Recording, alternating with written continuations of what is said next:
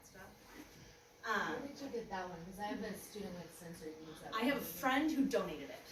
And that's the thing, once you kind of become known as like, hey, I've got this weird stuff, people go to it.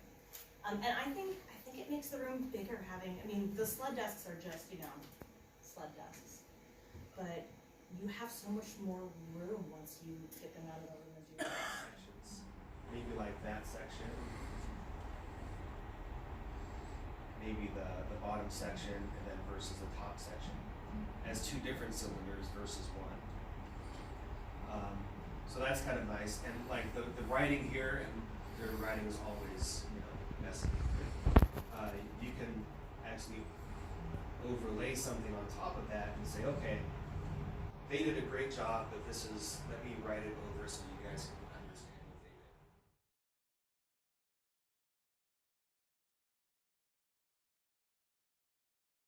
It's like I can do less, you know, rather than have to take the whole summer school program, I can do a little bit less. And that's kind of the response that I've got when I met with the students who finished in that 55 to 59 range, you know, saying, hey, you can do this credit recovery and pass the class, and they're like, you know, blown away, you know, like, oh, I don't have to do that in summer school, or I don't have to do that in SAS, I can get that done now in a couple of weeks, and they're like a huge smile. Things like that. And I'll kind of go through what I go through with them. And a lot of the things for me, a lot of this slide specifically was really taught to me when I was at Wainini High School when I first stepped in as a teacher 20 years ago. And as we go through these, as you read through these things, you know, what's your disposition towards teaching, the class you'll teach, and your students. And as you know, that, you know, students always change, and we know that. We've seen this. You know, we're those of us that were here 10 years ago.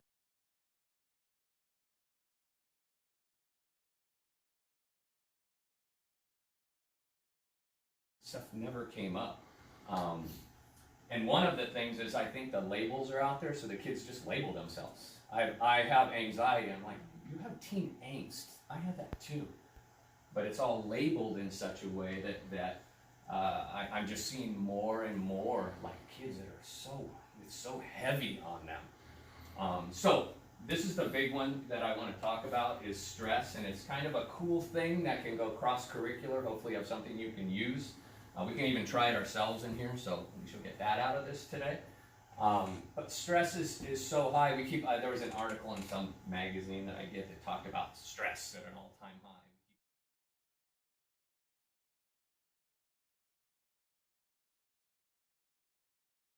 Forms, right?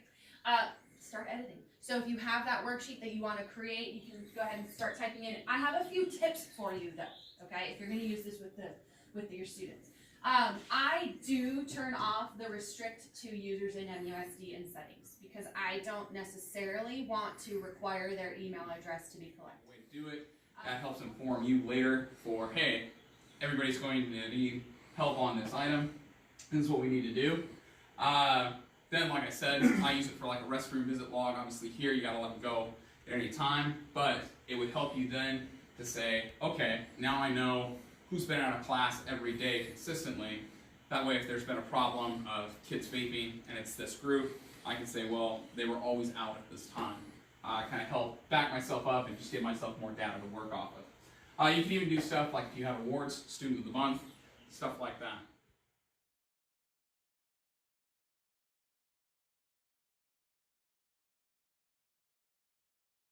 This one is actually a lot of fun. So this is called Snopes, and it'll do it for you, but on a piece of paper, and that's one of your puzzles you'll do today. If you do like 4 different words as you turn the paper, You'll see. it lets you see them. It's a little bit difficult to figure out what they are, and the kids obviously have to figure it out on their own, but it's a good way to do like vocab words or to work out. So running through it one time before you actually run it with your students would be helpful. And they really leave the classroom and go to another? Yeah, we had the final one, it was who poisoned Miss Pentis, and Mr. LaBelle was it, so we actually doing a good job of that, because I am not, for sure. And that's why I think on the test, and I expect them to be able to synthesize a few things. It's like, well, no, we never really did that structurally in class, so they're not able to do that on the test.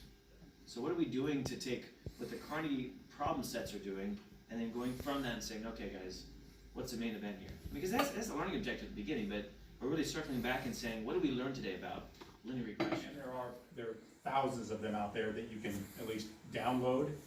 You can call up and you can edit from that. So this took me maybe, the hardest part was figuring out what would be a good thing to place more of it.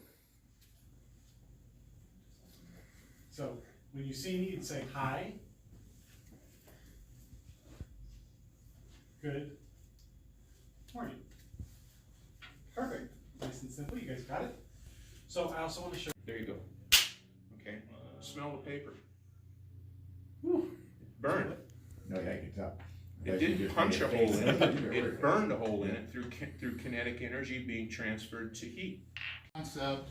You know, at some point, I just got tired of over and over and saying the same things over and over again. Which for you guys, I mean, my largest class is 25, but I get it. Some of you guys got 35, 36, so 41.